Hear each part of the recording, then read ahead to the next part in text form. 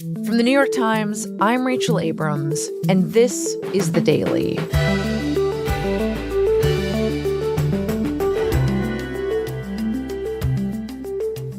Over the weekend, we heard one message after another message about how a peace deal with Iran was coming.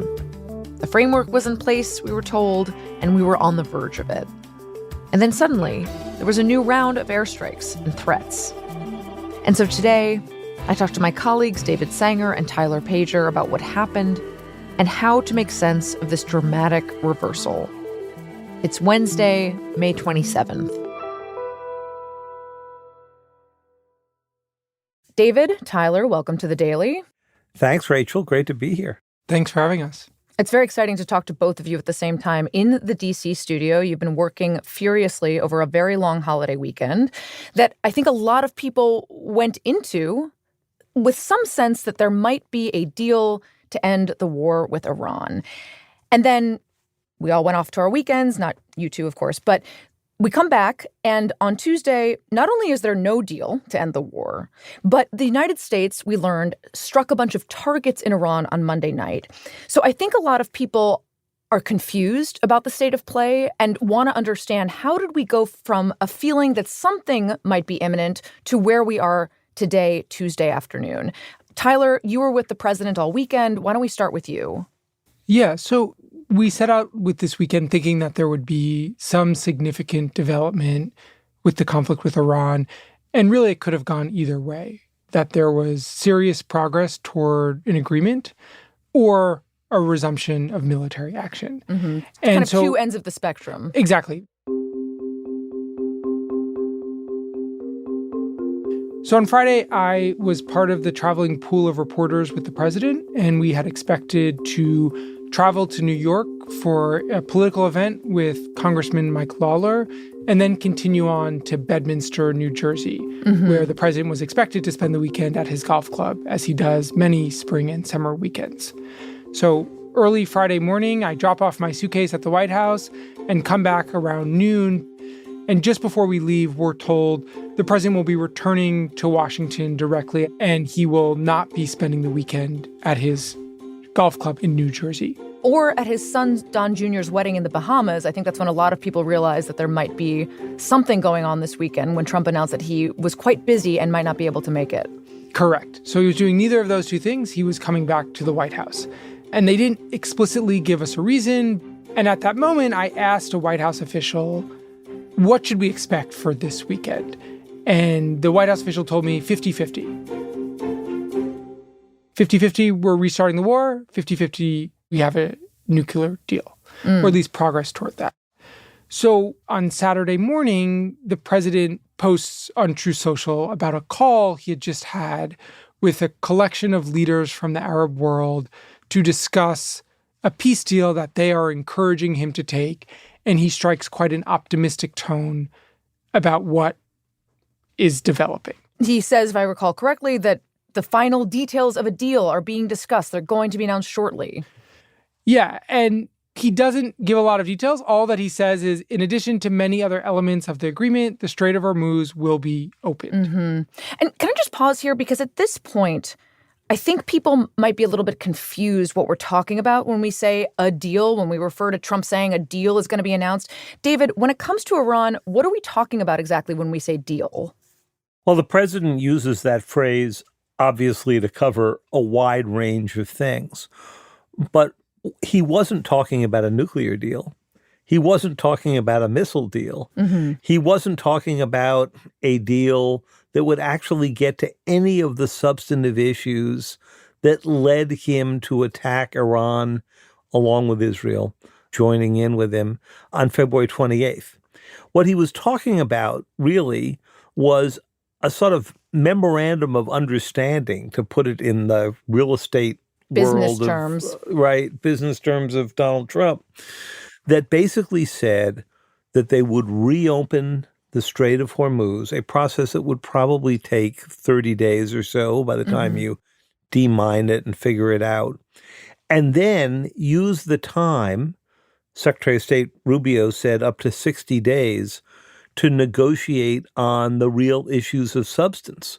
So this deal was really just a way to get back to the status quo at the time the war started, not really to go solve any of the fundamental questions. Can you just explain that a little bit? When you say status quo, remind us sort of what the state of play was when this war started. Well, when the war started, there was free commerce rolling through the Strait of Hormuz.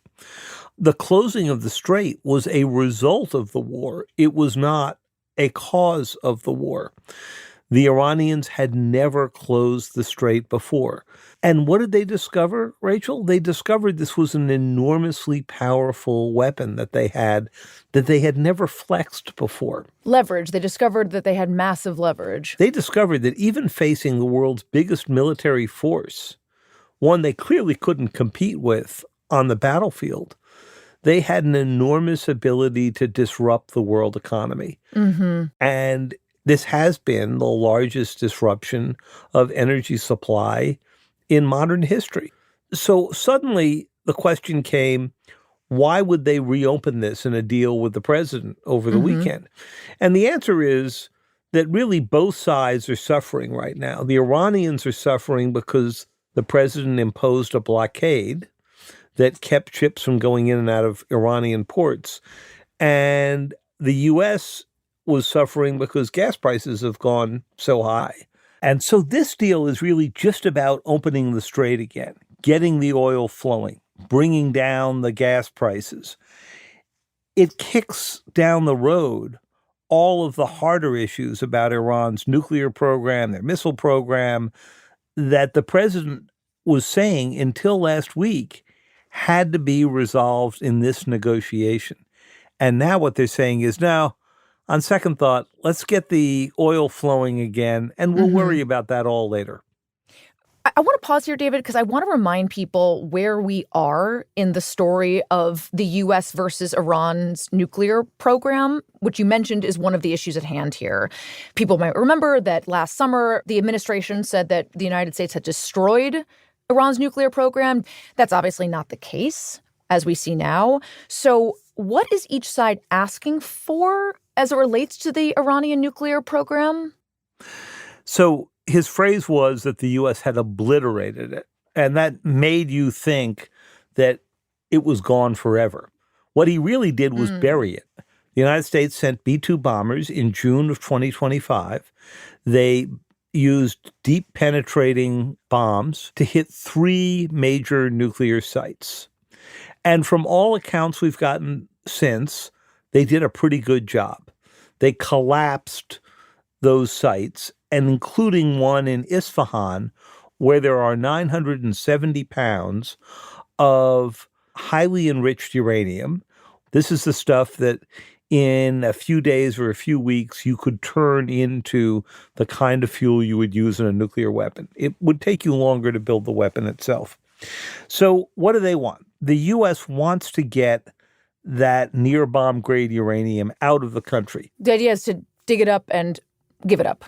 That's right. So the Iranians, of course, say, hey, look, it's our right as a signatory of the Nuclear Nonproliferation Treaty to produce nuclear fuel. So we don't want to give up everything. So there's been a lot of back and forth on that issue. And the arguments over the weekend were highly focused on just that wording. Well, let's talk about those arguments. Tyler, as these updates are trickling out, what kinds of reactions are you seeing? And what are these arguments over specifically?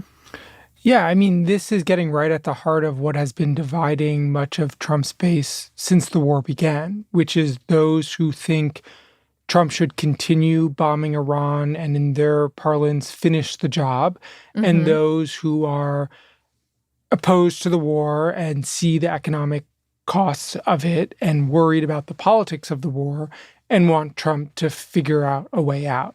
So for those who want the war to continue, those so-called Iran hawks, I think we hit a wall on deal making.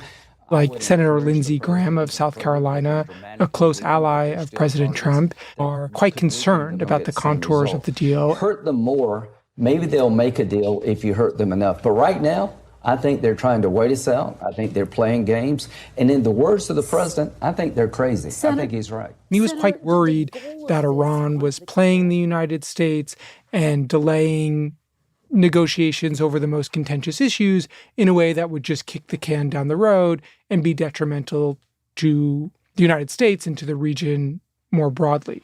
Mm-hmm. There were other Republicans similarly raising concerns. There were Israelis who were raising concerns. They fear that the outlines of this deal is problematic and that Trump should not let up on the military action until he gets more concessions. Mm-hmm. There are many in the president's coalition who do not think the war is won yet, and any negotiated settlement is too soon. Mm-hmm. You know, Rachel, what's interesting when you talk to those in the Republican Party, including like Roger Wicker, the head of the Senate Armed Services Committee, who have been arguing for finishing the job, it's essentially an acknowledgement that the president has achieved none of the political objectives that he laid out in the opening hours of the war. And they don't want to go back to a situation where you might get the Strait opened, although there'll be some degree of Iranian control, presumably. But you still have a nuclear program, you still have a missile program, and that the president fundamentally will have conducted 38 days of combat operations and have nothing to show for it from his original objectives. And when I asked the president about this on the way back from China, you did it for 38 days. Well, no, we did. And you did not get the political changes in Iran. No, I had a total military victory. But the fake news, guys like you, write incorrectly. You're a fake guy. That's when he blew up at me and described the New York Times' coverage as treasonous. I actually think it's sort of treasonous what you write, but you and the New York Times and CNN, I would say, are the worst. I believe he called you treasonous. He did, and the Times. We both got to share in it. You should know better, David. You know better. Your editors tell you what to write, and you write it. You should be ashamed of it. It's really fascinating because it tells you how sensitive he is on this subject. Because I think he fears if the history of this war is written, if we're in a situation where Iran has once again managed to drag this out and hold on to a threshold capability to build a bomb, he will have failed. Which is why I think you've seen, Rachel, that in the last couple of days, he started to take a very different tone.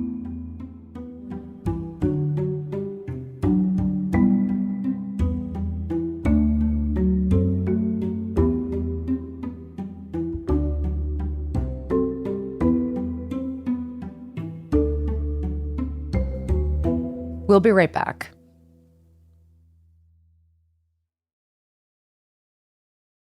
So, Tyler, as David mentioned, the president's tone seems to shift over the weekend. So walk us through that shift and why it happened. Yeah, so the president is a voracious consumer of media and is clearly aware of the criticism from some of his own allies and supporters about the status of the negotiations and the progress toward a deal that they are not happy with. Mm-hmm. And so on Sunday morning, the White House organizes a call with a senior U.S. official to walk reporters through what's actually in the deal. What's interesting is the official, who only spoke on the condition of background to discuss the negotiations, really just goes on a rant, uninterrupted, for quite some time, blaming the media. And I'm sorry, blaming the media for what exactly? What are they saying that you guys are getting wrong? They're saying that the media is reporting things that are inaccurate from various officials in Iran or in the Arab world who are trying to tank the deal for any number of reasons, and saying that the U.S. media is not reporting accurately on the progress the negotiators are making. Got it. Okay, so what happens next? So then the official starts to walk through what's actually in the deal, and in fact, we learn that there's not a whole lot that's been agreed upon. The official makes it very clear that there's no deal that's going to be signed that day or even in the next few days, talking about how difficult it is to reach the supreme leader because he's in hiding and that they need his sign-off. But there wasn't even a document at that point Sunday morning for the supreme leader to sign. And another important thing that the official reveals on this call is that one of the most important sticking points for the U.S., which is the disposal of this highly enriched uranium, there was no agreed upon mechanism by which that would be disposed of, whether the U.S. would take it, whether the Iranians would give it to a third party, whether the Iranians would destroy it in the presence of international observers. Key questions about a key part of this memorandum of understanding had not yet been figured out, let alone all the other contentious issues that were being punted down the road. So basically, despite what the president has posted online just a few days ago, there is no imminent deal to end the war. Right, and the president then starts lashing out at his critics on Sunday afternoon on Truth Social, where he says, don't listen to the losers who are critical about something they know nothing about, and says it isn't even fully negotiated yet. So both conceding that they're still working through the negotiations and hitting back at critics who are concerned about the direction in which these negotiations are headed. Mm-hmm. And Trump adds a whole nother wrinkle to these already complicated negotiations. On Monday morning, the president says that he's mandatorily requesting that all countries immediately sign the Abraham Accords. So these are agreements that started in the president's first term, in which several Arab countries signed on to normalize diplomatic relations with Israel. But in this particular moment, it throws a wrench into already complicated negotiations between several Arab countries, the United States, and Iran. And the president is asking Arab countries like Saudi Arabia, Pakistan, Turkey, Egypt, Jordan to sign on to these agreements that many of them have no interest in doing, and others that were in conversations about signing them in earlier phases lost interest after October 7th and Israel's response in Gaza. So this is basically a non-starter. For many of these countries. But for Trump, it serves two purposes. One, it is helping to mollify some of his Republican critics like Lindsey Graham, who see this as a way to get out of the war and remake the Middle East. And for Trump, it is a way to try to suggest that he has this grander project at hand to remake the Middle East in the aftermath of this war. So just going back to our timeline, I think at this point in the storytelling, it is Monday evening, and word comes out that not only is there no deal, but that the United States has actually launched strikes against targets in Iran. This feels like it comes out of nowhere, perhaps, given the fact that we've been hearing about deal-making all weekend. So, David, where do these strikes fit into the negotiations? Well, first, Rachel, it certainly illustrates how fragile this ceasefire is. And there's a fair bit of evidence that what the military was doing was sending a reminder to the Iranians that if the deal doesn't come together, and even if it does, they expect a certain level of behavior in the Strait. Now, in this case, the military tells us they'd seen three things. They had seen some activity around missile sites that could be a threat to American ships that are just offshore in the Strait. They'd seen a fair bit of drone activity being conducted there. And they had also seen some laying of mines, or what they thought was laying of mines from small boats that the Iranians controlled. So they blew some of these up. And then they went away, and they carefully referred to it as a self-defense action. Now, whether the Iranians viewed it that way, we don't know. But it tells you that this is all at a pretty delicate moment where there is this strange mix of incentive and force to try to get the agreement. We're negotiating with you, but this is a reminder to do what we want or else. And also, it was all defensive, so we can keep negotiating. That's right. I think it is fair to say that at this point, there is a collective sense of whiplash after several days of news about deal being on, deal being off, strikes happening. Tyler and I certainly feel that. That makes sense, given that you guys were probably more meshed in it than most other people. Tyler, do we have any sense at this point on Tuesday afternoon of what our timeline looks like? Like, are we close to having an answer one way or another about whether there will be a deal or, as you said, a resumption of full-blown war? It seems right now the Trump administration wants to continue to give diplomacy a chance to end this conflict. But it doesn't seem that's going to happen imminently. Secretary of State Marco Rubio, who was traveling back from India, told reporters that it could take a few more days to finalize the deal. It seems the administration is willing to give the mediating partners, Qatar, Pakistan, and other Arab countries, a few more days and hopefully, in their view, wrap up the conflict. I want to pull back just for a second here and talk more broadly about the way that this administration approaches deal-making when it comes to war. Right now, when it comes to Iran, the most urgent issues, as you have explained, are reopening the strait and some kind of ceasefire. But again, there are these bigger issues that seem to be getting punted. And that sounds a lot like the kind of phased deal-making that we saw with Gaza, where the easiest things were negotiated up front, and then the more difficult things like disarming Hamas and rebuilding Gaza and whether there would be a Palestinian state, all of those things remain unresolved months and months later. So I guess what I'm getting at is that even if a deal is announced to end the war with Iran, that if it kicks a bunch of cans down the road, how much stock should we put into any such announcement? I think you have to be pretty skeptical. I mean, Rachel, you and I were both in Israel during the time period when the agreement was announced with Hamas. That's right. And the president at the time said, well, in just a few weeks, Hamas will disarm and we'll have a fuller agreement and we'll start rebuilding Gaza. And as you suggested, none of that has happened yet. Mm-hmm. So imagine a world now where you move forward to the Iran deal. It was only 11 weeks ago that the president said this war ends only one way, with Iran's unconditional surrender. He has now moved toward, well, maybe we can get a deal to reopen the strait, which was open the day the war started. Right.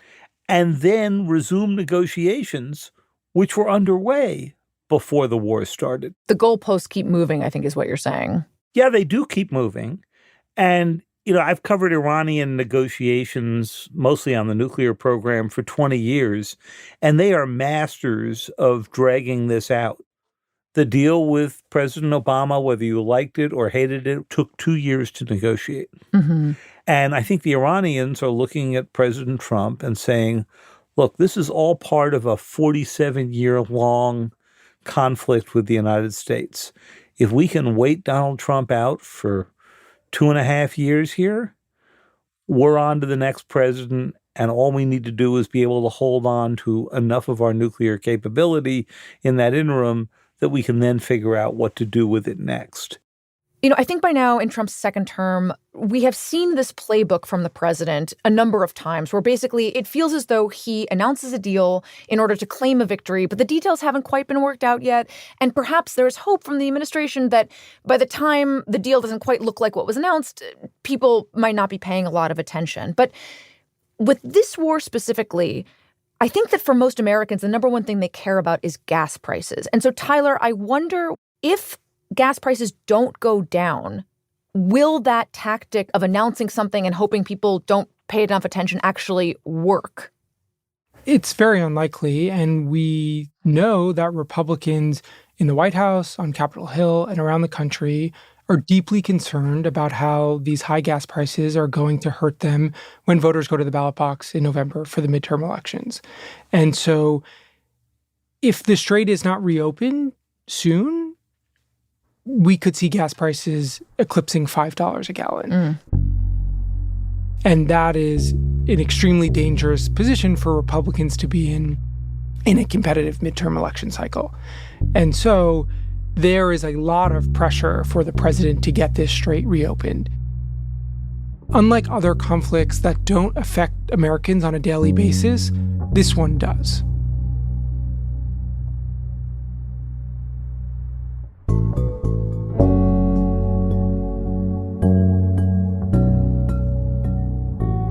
David, Tyler, thank you so much. Thank you. Thank you.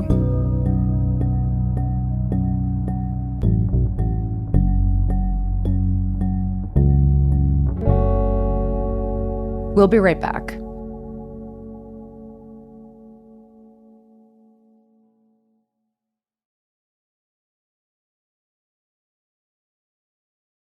Here's what else you need to know today.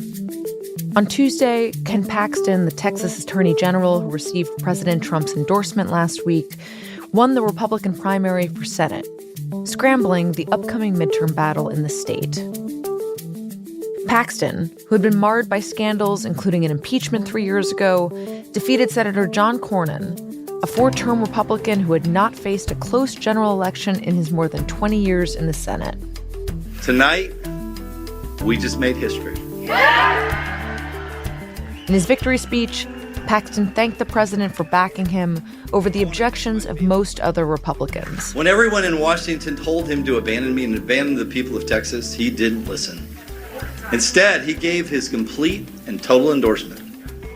Cornyn, who had called Paxton an embarrassment, said he would back him in November. I've said throughout this race that I trust the voters of Texas, and they've made their decision, and I must respect it. Paxton will face off against Democrat James Tallarico, a race that could affect control of the United States Senate.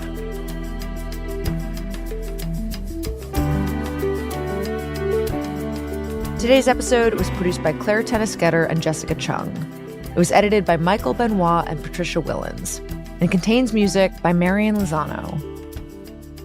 Our theme music is by Wonderly, and this episode was engineered by Alyssa Moxley.